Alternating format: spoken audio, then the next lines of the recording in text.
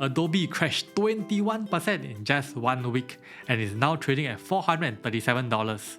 What's behind this shocking drop? Is it time to buy the dip or stay clear? Stick around to find out. Over the past 5 years, Adobe has delivered a steady 10% annual revenue growth, fueled by its powerhouse subscription model. While net margins remain flat, the ability to sustain nearly 30% profitability is nothing short of remarkable. Also, with $6.6 billion in free cash flow comfortably covering its short-term debt, Adobe stands on rock-solid financial ground. Shifting focus to Adobe's Q4 outlook, the company beats revenue and earnings estimates with $5.6 billion in revenue and an EPS of $4.80. Yet, despite these strong numbers, the stock plunged 21% after earnings. Why? The sell-off boils down to two major issues. AI monetization is taking longer than expected, and they miss FY 2025 guidance. On top of that, Adobe is under intense competitive pressure from Canva, Figma, OpenAI, Midjourney, and Stability AI, which are eating into its market share. To defend its dominance, Adobe ramped up R&D and marketing, driving operating expenses up by 19%. Also, the company took a major hit with the abandonment of its $20 billion acquisition of Figma, resulting in a $1 billion termination fee.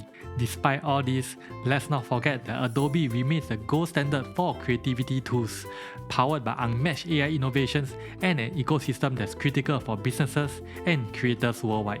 The question now is, what's the valuation like for Adobe? Adobe's current P/E ratio stands at just 36, making it one of the cheapest valuations in the past years, except in 2022. For a market leader with strong profitability and innovation, this could be a great opportunity to buy for the long term.